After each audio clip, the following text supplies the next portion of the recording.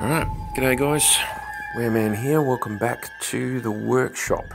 Following on from formations, I went through a bit of preliminary junk. This is going to be a base level formation thing, so I'm just going to show you what sort of things you're looking at doing for formations, and then after this we're going to go into specific formations. So what we're doing is, or what they're trying to do is build formations of units around the role type. Now, I'm going to use the reference of BattleTech Clan Invasion rulebook, and it starts basically page 20. So it's actually got the heading formations there. And I'm going to use this as a reference because this is the one you guys are more likely to have. The expanded version that's in the campaign ops has a few more types of formation. I think there's 3 extra types, like base level formations, and then each formation has some subclasses that you can use. So if you think this might be fun, then I would thoroughly recommend having a look at least at the PDF of Campaign Ops and see if you can find it. But what you're doing here is you're trying to build a force. It will be a single lance, a single star, or a single level 2 if you're playing the Wobbies or Comstar. And you're building that lance, star, whatever, around specific requirements in order to make it viable in a certain role, if you see what I mean, right?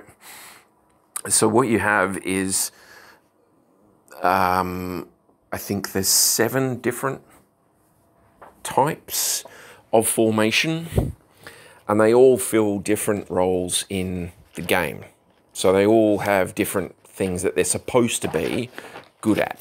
How you use them is up to you, obviously, but this is just something that's a little bit extra that you can add in there. So there's 1, 2, 3, 4, 5, there's 6. All right, so there's 6, not including the Nova, which I went into at one point. So you have the battles, well, we'll call it a lance. So a battle lance, assault lance, fire lance, recon lance, striker or cavalry lance, and a command lance, right? Now, each of those is, you make it up with mechs, vehicles, anything that fits the requirements for that particular force, that particular formation, is okay. There will be requirements for that formation, so you have to have a certain number of the units in there, be a certain weight, be able to do a certain amount of damage, be able to move a certain distance. There's all sorts of things that you need to be able to do if you want to fill those requirements. So some of them are quite involved, and some of them are fairly simple. The ideal role is a really cool thing. It lets you circumvent the requirements, right? Not all of the stars have, or the lances have, an ideal role.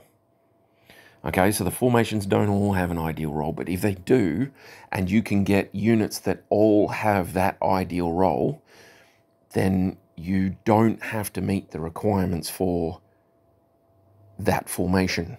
Okay, so the most notable one that I've seen is the assault star. The requirement, you can't be anything less than heavy. But if you're all juggernauts, then you don't have to worry about that. And I found a variant of the Whitworth, which is only about 40 tons. And that is classed as a juggernaut, which means that you can put it into an assault formation as long as all the others are juggernauts. Right, so that ideal role is actually really, really cool. Being able to use that it's very cool. I like it. It means that you can take big things as scouts, because there's some stuff that scouts, and it means you can take small things as assault mechs or juggernauts or whatever, right? So the ideal role is fairly important. I'll go through a few mechs that have the ideal role for that formation, I attach absolutely no value, priority, organization, tactic, advice, anything to those names. I'm just giving you some interesting names to give you an idea of the scope of the that role, right? You also get a bonus ability, and this is one of the interesting things. So if you build this formation to the specifications that are listed under that formation, then you, as long as you are still a coherent formation, you gain an ability. Now, the ones in the clan rulebook here, the clan box set rulebook, they're watered down versions of some of the SPAs that you can get. There's a couple that aren't that, but there's a few of them that are just basically watered down versions of an SPA. They're slightly different. I haven't seen any major differences in any of them really, but they are slightly different. And also the bonus abilities that you get for each formation are slightly different from the ones in the full version in Campaign Ops, so bear that in mind. Unit benefits from its bonus ability as long as 3 of its units are not destroyed. Quick quotation there.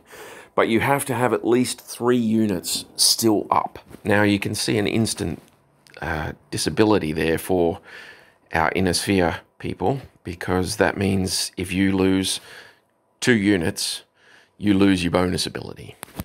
For a clan star, if you lose 3 units, you'll lose your bonus ability. And for a Word of Blake or Comstar, you have to lose 4 units before you lose your bonus ability. So,